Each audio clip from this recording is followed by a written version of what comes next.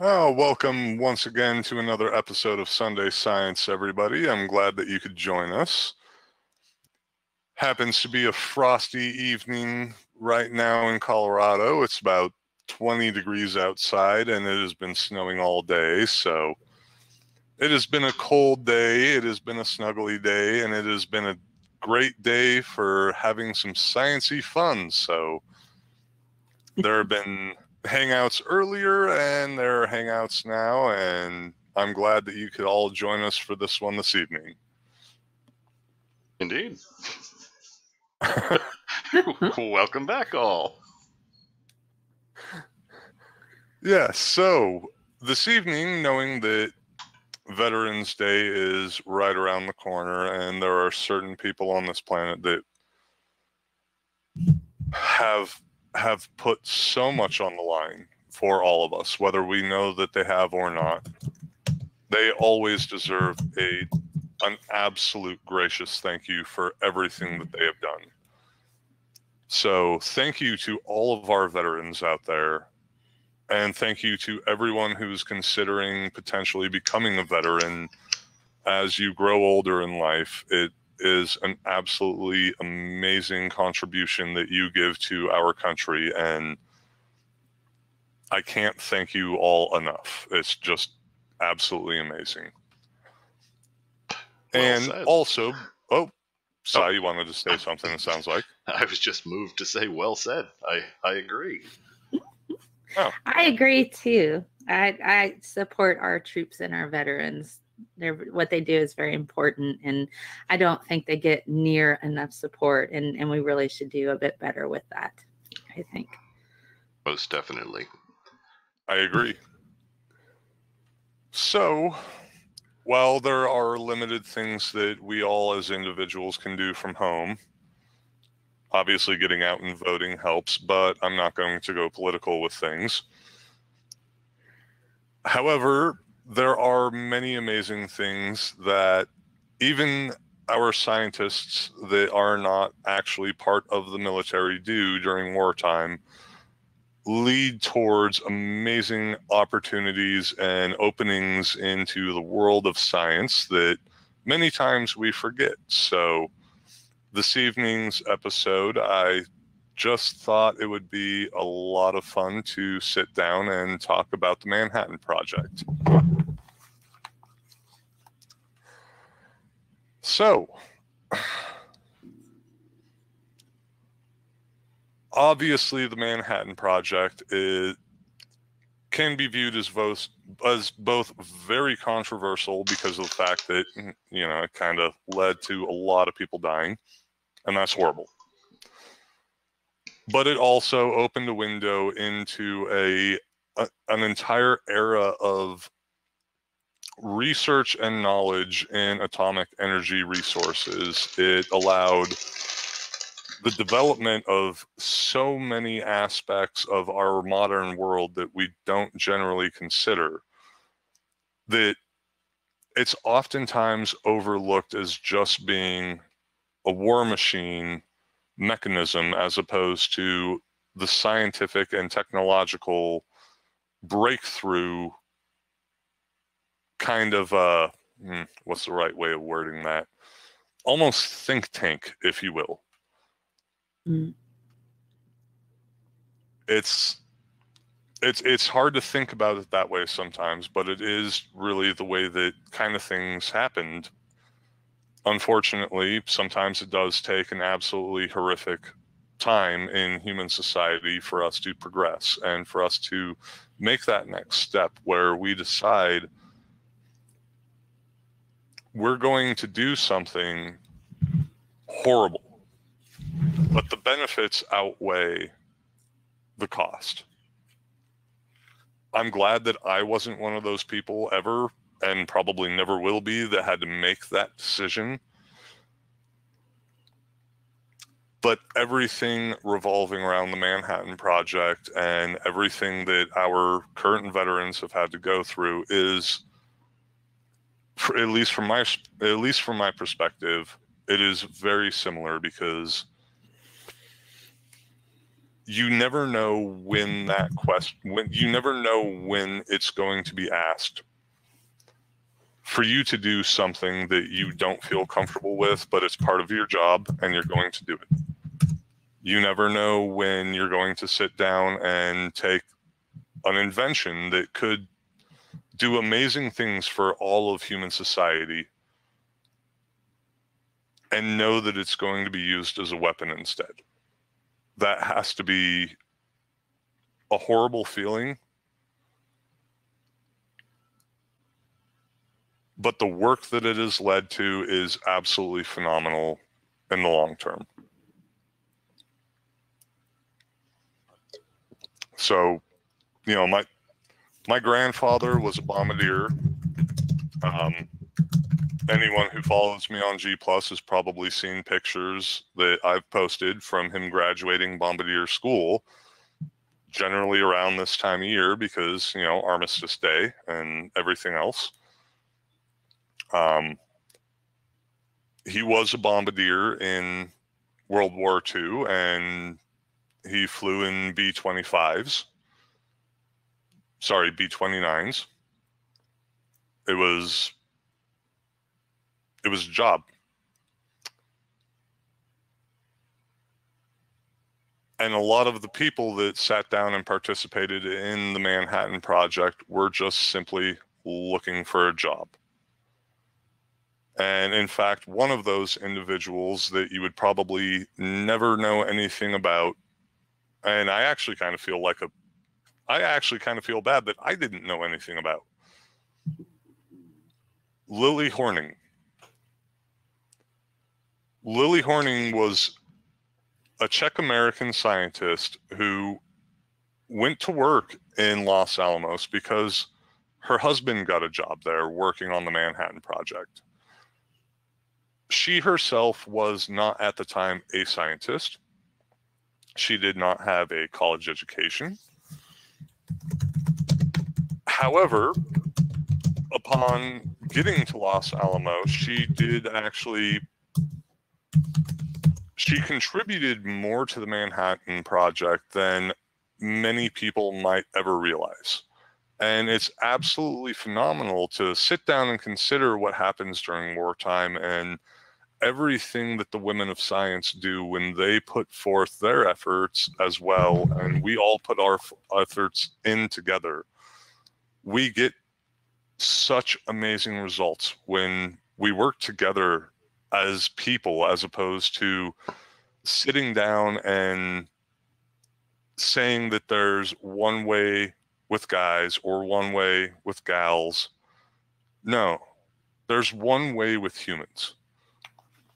And it's absolutely phenomenal what we can produce when we just decide that certain things are going to go out the window. And Lily was one of those individuals that was able to do that. And she wound up being a professor of chemistry at Brown. She was a chairwoman at Trinity College in DC. And this is post-World War II. So you have to really consider everything that she was fighting through in order to achieve these levels of education during her time. It had to have been horrendously difficult. I'm sure the vast majority of her peers were not pleased. I mean, this day and age, the vast number of peers are not pleased when it comes to certain colleagues, and it's pathetic. It really is. So as a pioneer in early sciences, especially in atomic research, this woman made such a dramatic outreach into making things happen, into creating a better world for scientists everywhere, regardless of gender. This woman was absolutely phenomenal, and she did work on the Manhattan Project. And, you know, it's easy to sit down and talk about a lot of scientists that worked on the Manhattan Project, but it's not so easy to sit down and talk about all of the people who were not credited for their work on such things. So I wanted to bring that up. She truly, I mean, she passed away last year. This is not a scientist that left the world shortly. I mean, she did amazing work for a long time, and she was actually a committee member for the National Science Foundation, for the National Cancer Institute, and the American Association for the Advancements of Science. This is an absolutely amazing human being. And sure, it's easy to sit down and consider, Feynman. Be like, well, that's a freaking amazing human being too. Well, yes, absolutely. Richard Feynman was absolutely phenomenal, and his work still is. And if you ever get a chance to go and have a lecture from any one of his students, you're going to feel that same amazing enjoyment that Feynman was able to bring to the world. But not everyone gets that homage. And yeah, I just wanted to toss that out real quick, even though it actually went on for a little while. Just that was a long, real quick, but it was awesome. Well, I'm glad.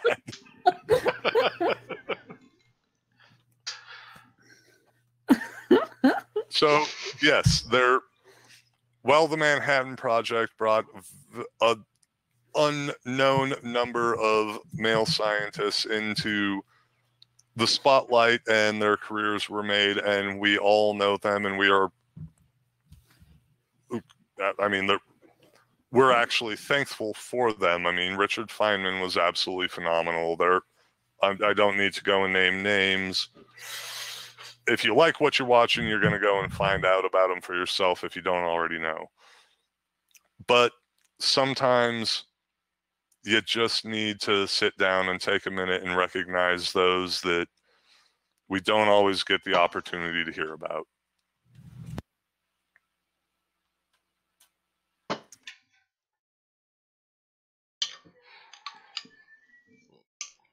So,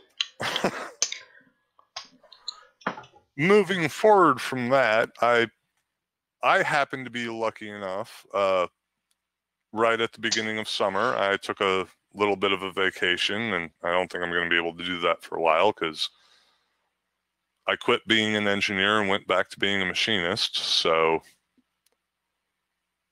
I lost all of my vacation time and things of that nature, but I'm really liking being a machinist again, so that's cool.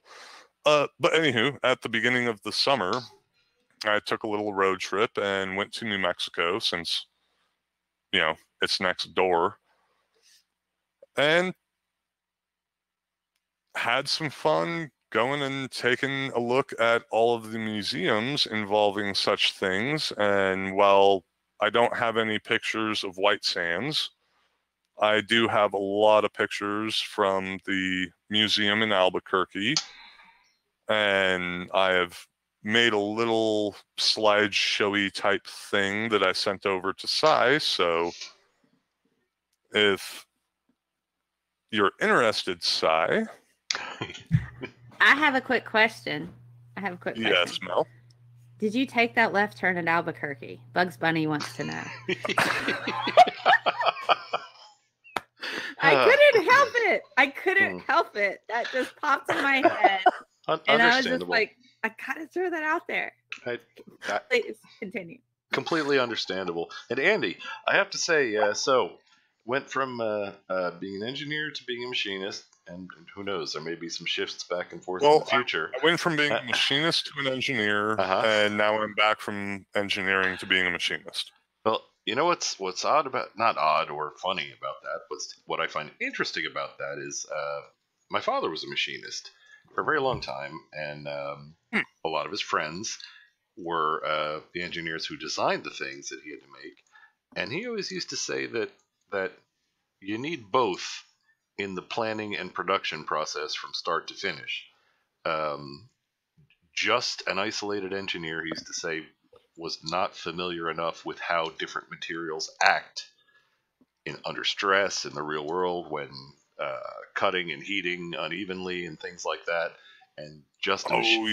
just a machinist who had no experience with the engineering side um, had almost but not quite enough knowledge of um, the environment what he was producing was going to be in.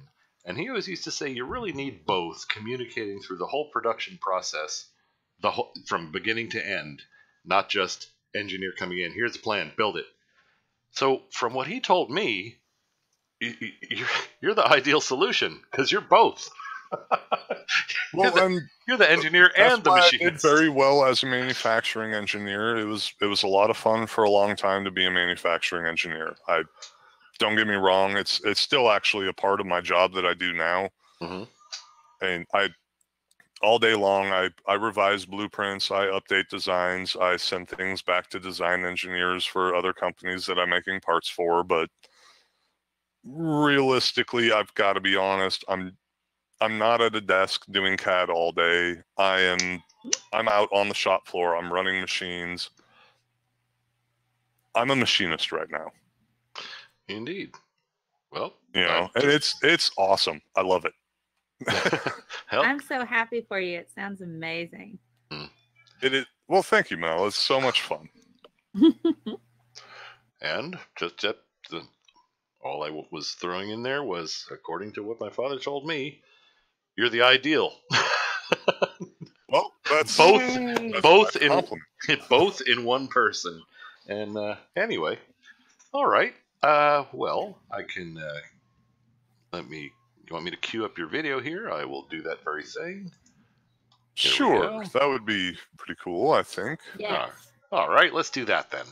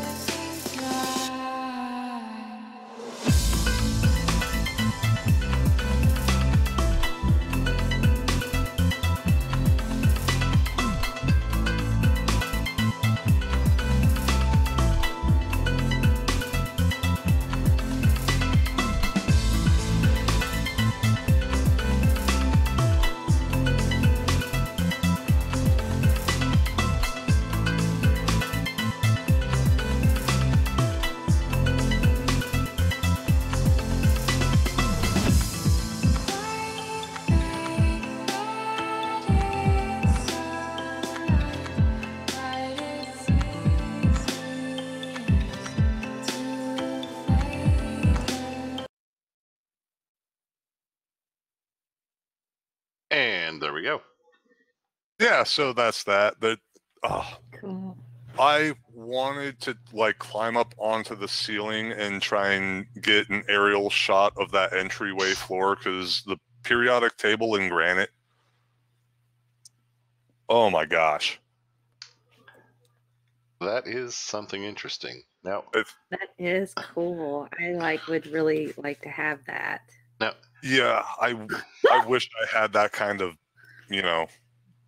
property hmm. that I could do something like that with. Well, wait, right up here in this region, is this right? I thought this element was the one Jilly told us about. Salt. Oh, sorry, wrong show. Wrong show. Oh my goodness. Why did sodium and chloride go to jail? I don't know, Mel. Why? Because it's a salt. Oh.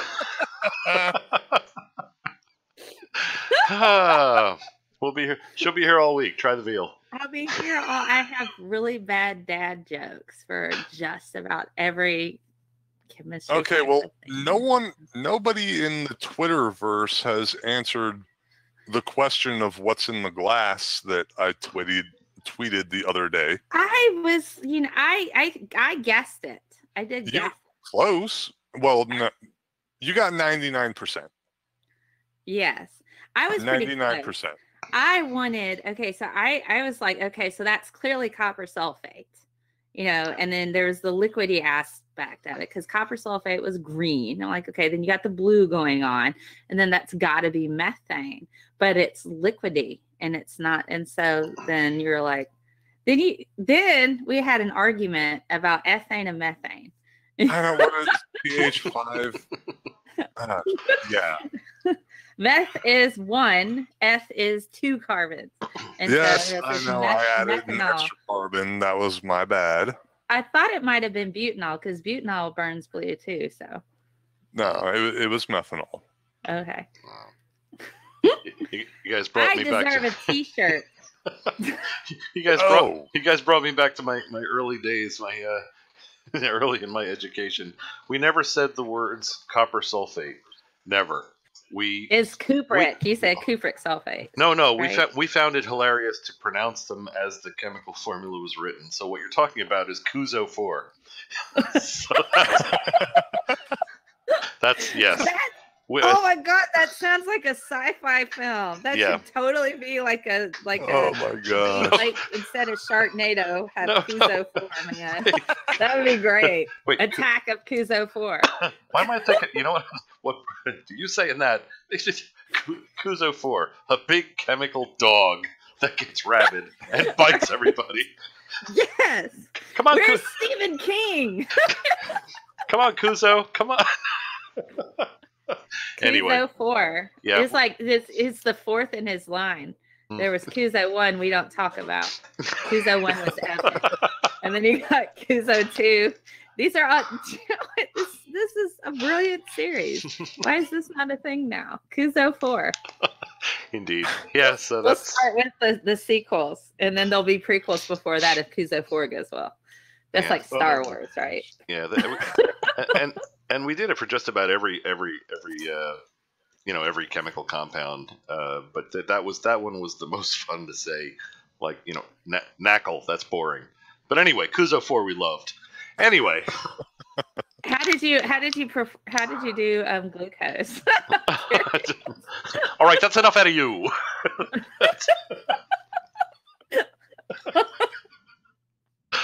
All right, now I'm curious as well now.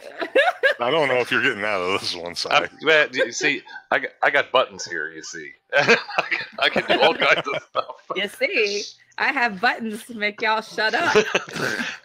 Anyway, so yes, Andy, you were about to say.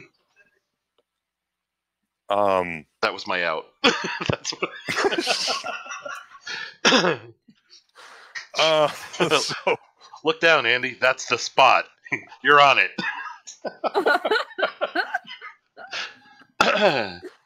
Oh my goodness. You guys are funny.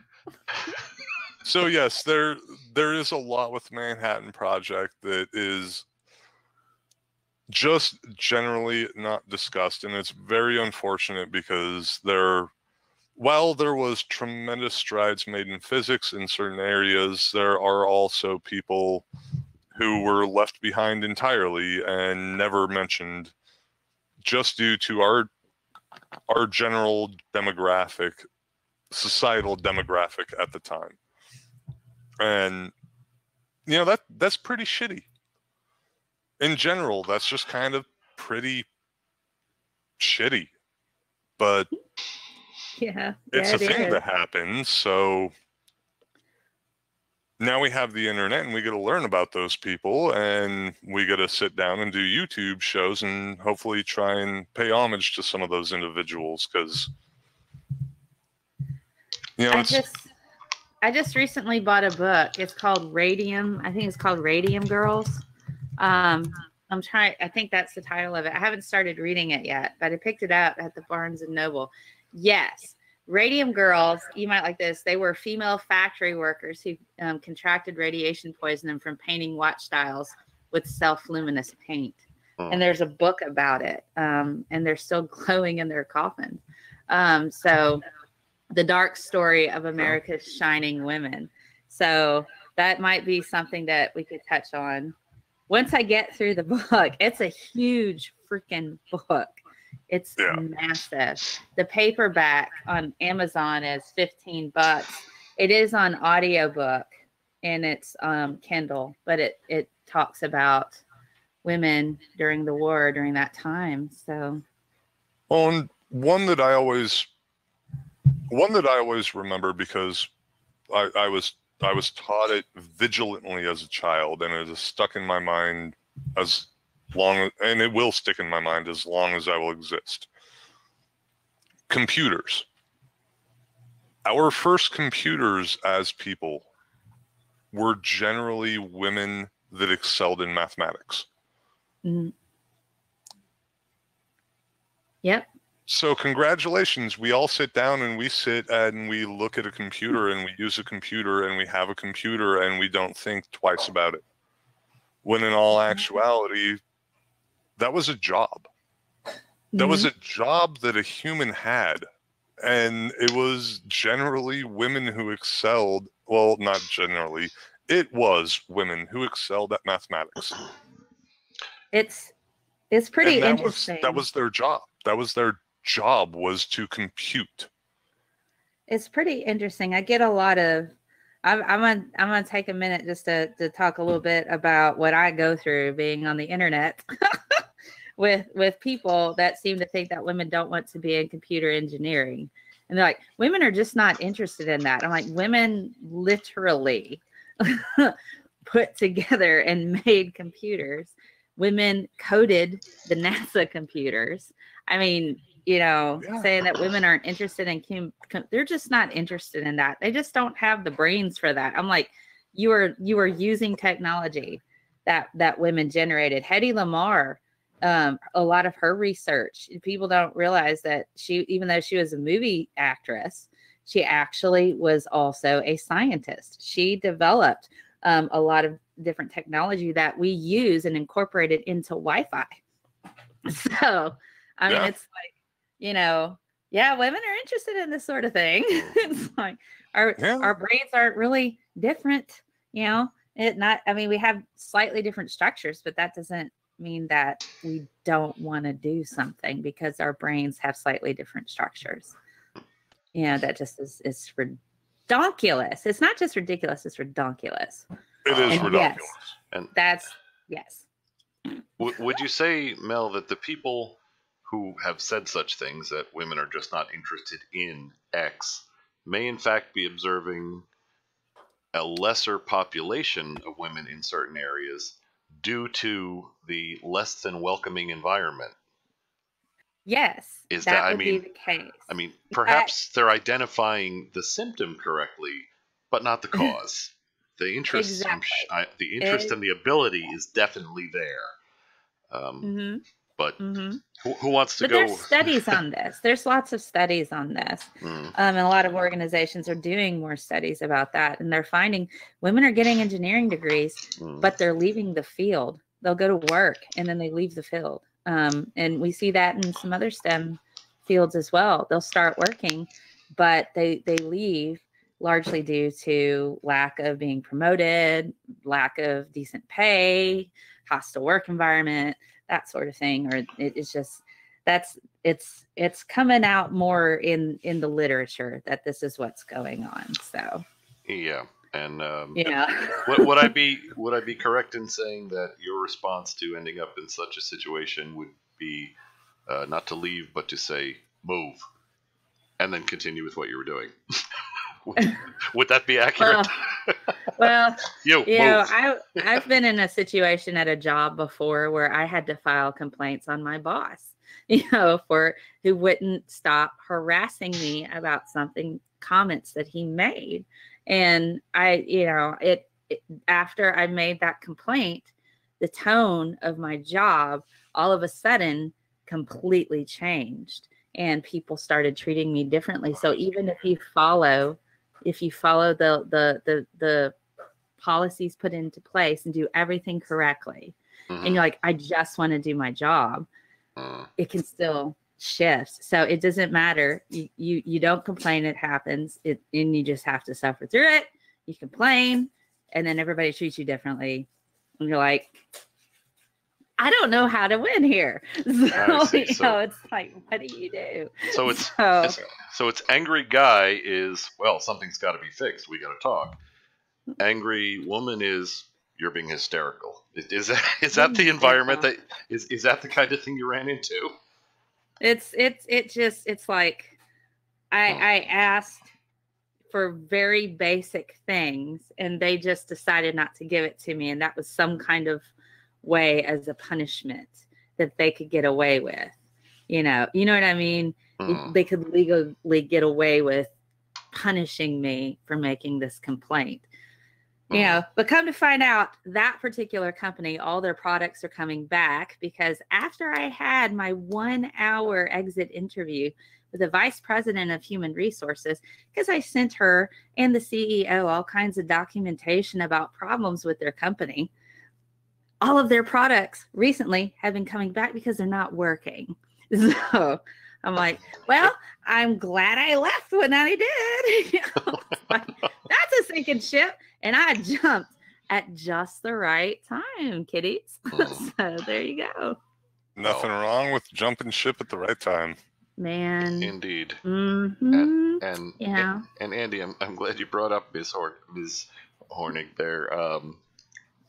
That's that kind of thing can be overlooked, and it falls to us to make sure that, not us, just us, us, the present generation, to make sure such things are known. We got to the moon. Now, what was one of the critical elements of that? It's sad that it is so easy to overlook everybody that actually did the hard math. Yes. Because, you can make a movie about dying in space. People are going to watch it. You can watch a movie about people going to space and potentially dying. People will watch it. How do you make a movie about people doing math? How do you make that enthralling? How do you make that something that people want to watch? Did you watch Hidden Figures? Have you seen that film? Of course I've seen Hidden Figures. Then you got to put a personal face to the people doing the work, and have people get to know the people who are doing the math. You make it relatable, touchable. No, I absolutely agree with you, but it's one of those things sometimes where, how do you make a movie about a person that no one knows about, and there's really no way to tell the world that this person happened to exist?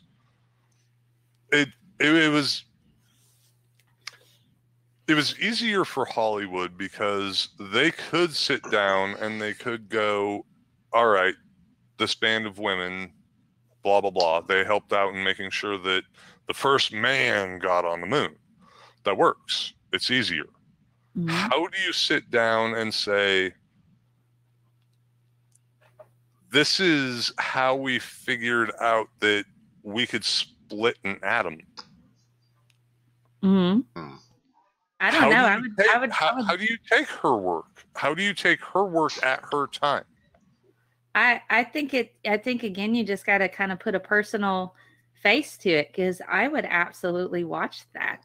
I would watch that. Well, I be would too. fascinated by that, so I absolutely would too. But Well, if I think your many job would. is to sit down and make money on what people watch, you have to you have to make you that treat it like a decision drama. later.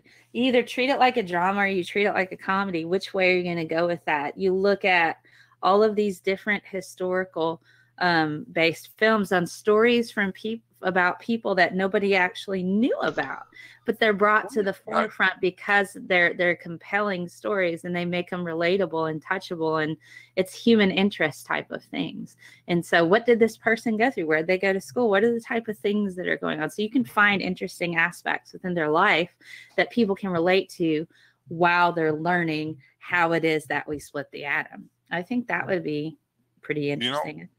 So I absolutely agree with you. I do. I really do. This is coming from somebody who used to write short films. So how do you write a short film? How do you make something interesting? You have to make the person relatable in a way where other people can go, oh, wow, this person went through this. Wow, that's kind of interesting. And this person did this thing over here. You can do it in such a way to where it's it can be compelling. I mean, look at reality TV is a thing, because people like to watch other people doing stuff that, like, oh, wow, they went grocery shopping. I do that too. It's really not that hard. The audience tends to be trained anyway. All you have to do is tap into what they're already trained to respond to. So. And I'm holding out. I mean, it's, although on the internet we see an awful lot of stupid. That's hard to ignore. But one thing that I've been pleased about over my years doing what we're doing now, is I've met a lot of people, more people than I would have thought, in random encounters, that seem to indicate that people are getting more enlightened. Two of such people actually are I'm talking with now, but such an attitude, such an enlightened population would be interested in stuff they thought they knew the stories of. Mm-hmm. But there's a whole nother story, that this thing you thought you knew the story of, it couldn't have happened without these people. It could be women, it could be first generation immigrants, it could be a lot of things. Like, oh look, Chris Kelling gave us a super chat. I watched the NASA training films on how to figure the proper trajectory to make the 2-degree slot for re-entry. Well, thank you, Chris. But Thank you, Chris. Anyway, yeah, I'm holding out hope that even with all the news we see on television and all the vitriol and stupidity we see on the internet, that we are becoming a more enlightened society. And I think there is definitely a market for the, oh, I thought I knew the story, but this is new. This is new. Yes. So one would Indeed. hope. One would hope. I mean, we could even do an entire film just on the women who map the stars based on spectral lines, Writing this down for future Sunday Science shows. That actually sounds pretty cool. Scribble, scribble, scribble. That might actually be a thing. You should watch. There's a Cosmos episode, on Neil deGrasse Tyson version. I think it's Sister. What's it called? Let me pull it up. I love Cosmos. The Neil deGrasse Tyson one. There's a season 2 coming out soon. Let me see if I can pull up the title of the episode. I love it. I was so happy when they redid Cosmos. I just sat through the first season. I cried. I actually cried happy tears for the first season of freaking Cosmos. I was just like, this is just absolutely beautiful, and I love it. It's done so well. And Carl Sagan's wife was involved with this. I forgot. It was Anne. Is Anne Sagan? She was involved in, and then they have, oh gosh, what was it called? Where is it? It's called Sisters of the Sun. That is the name of the episode.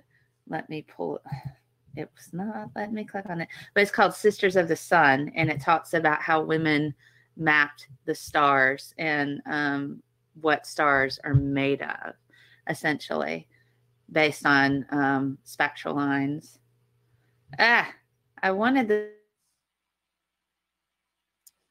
the synopsis. I didn't want to actually play it in the screen. Okay. Although now I can just sit here and watch it. In the meantime, Sisters of the Sun on Cosmos. In the meantime, let's Amazon. mention that Check it out. Look-a-Pig has done a super chat as well. Thank you very much. Oh, thank you, Look-a-Pig. Thank you, Look-a-Pig.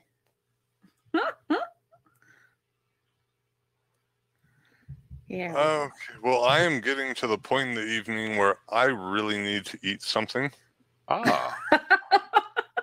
That's that was another thing we had back in the student days, the Aries Club. ARES, it was the Aries Club, and that was always ready to eat something. I'm starving. I'm not gonna lie, I am really hungry. All right. All right. So I'll put a link to the Wikipedia page for Sisters of the Sun in the side chat. And yeah, they map stars based on spectral lines, spectra. So yeah. All right. Which is pretty cool. They just eyeballed that, man. They're just like, what lines we got? Well, here's the lines here, and then they copied them down. I mean, that's just nice. They just drew them out. Well, I can't wait till the second season of Cosmos. I'm so excited. Hey, Mars is coming back too. The Mars that was on the National Geographic Channel, I believe, last time. I watched somewhere around the 2nd of November or 30th of November. You know what? I'm not sure. I have the DVR set to record them all because I always seem to be doing something when it's actually happening. Once in a while, that Mars series was a great time to be on Twitter because just thousands of people were talking while the show was on. It was quite good. Looking forward to that. But wow. Anyway, all right. So Melanie put the link in. That is cool. And Andy, for you, Andy, for your benefit, I will put the link in for you for Taco Bell. Here you go.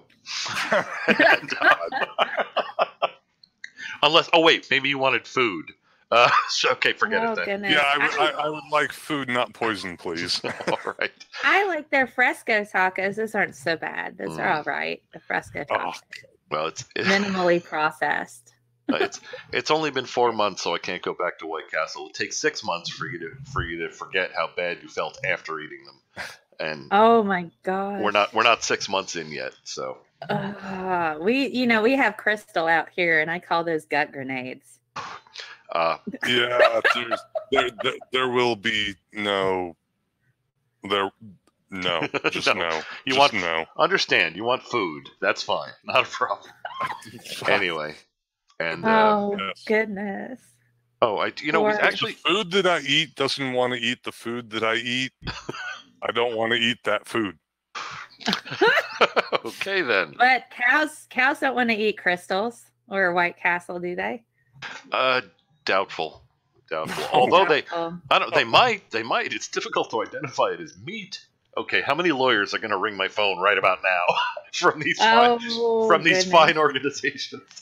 But really quickly, are you guys going to, because they're going to have this soon in the grocery store, are you guys going to eat lab generated meat? Are you curious at all? I am curious about it, sure. I And, am curious about it, but there are other things that I would like to eat first so that I can at least say I've tried all of the varieties available. mm,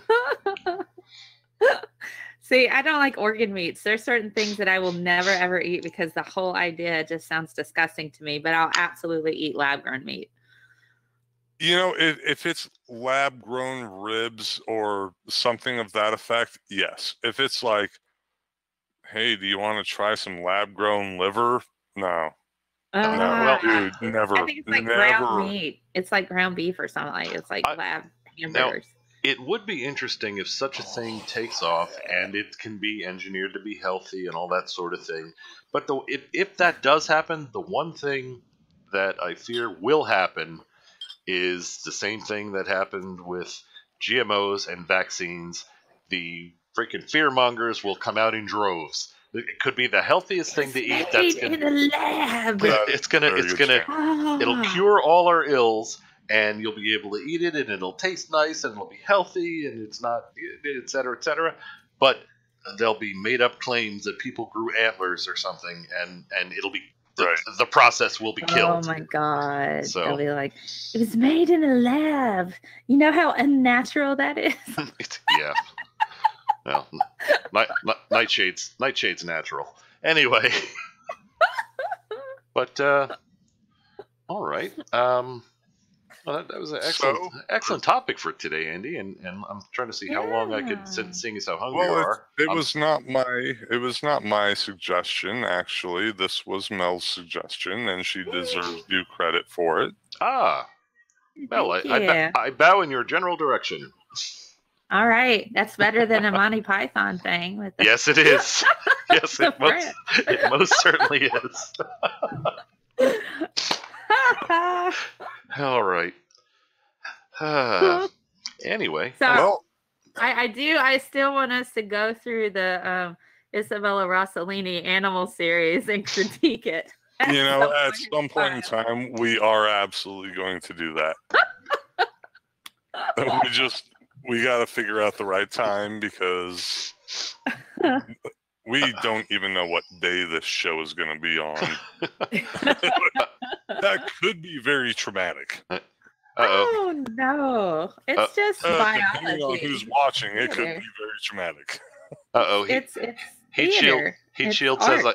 Heat Shield says I have to stop agree. making fun of his antlers. My Oh, apologies. goodness. Oh, Oh man. All right.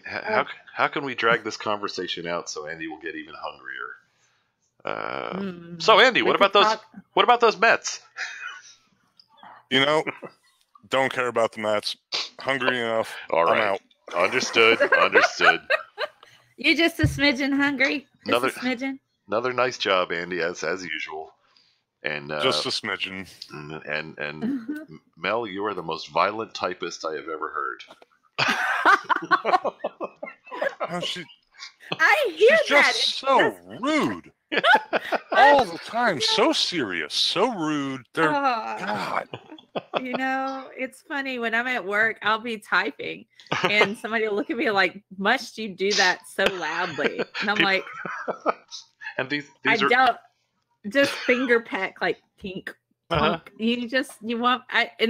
I only use like my thumb and my first two fingers on each hand when I type. I don't use like my pinky or my ring fingers on either hand. I don't know why I type that way, but I do. and But the it's people the people that come in. I assume you didn't tell the whole story.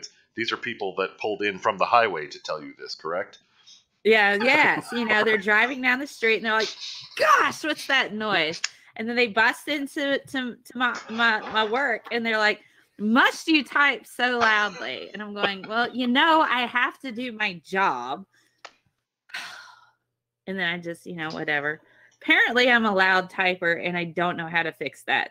I really don't.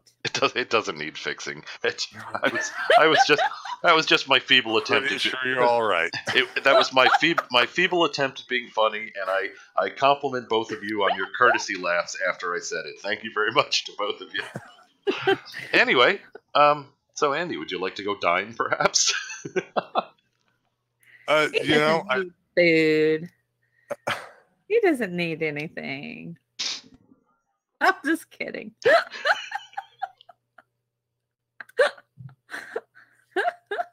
I think I have something else to take care of.